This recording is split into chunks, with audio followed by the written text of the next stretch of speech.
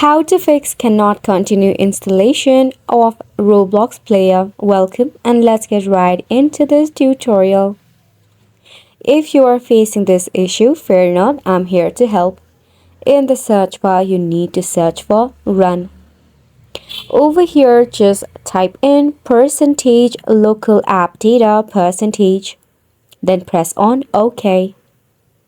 In here, tap on any of it and press on R in the alphabet keyboard. Select on versions.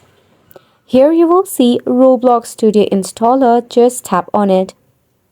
And just like that, you'll be able to run yourself your Roblox installer. This is the first method.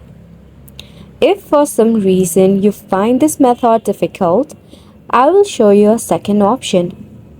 From your Roblox, all you need to do is right click on it and tap on Open File Location. After which you need to select on the same installer file that will be available in the list of options. Just tap on it to initiate it. Then go ahead and search for Control Panel. In here under Programs, you need to tap on Uninstall a Program.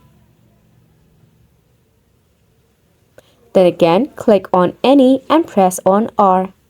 Navigate to your Roblox player and select on the uninstall button. We have to uninstall it beforehand. Once we have done it, again search for run. Now this time you need to type in percentage temp percentage.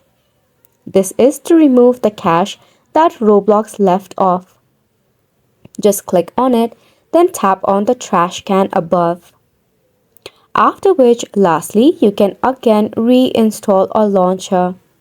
For that, just open up your Microsoft Store as it is verified and trusted.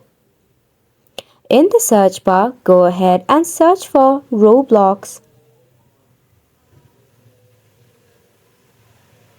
Click on it.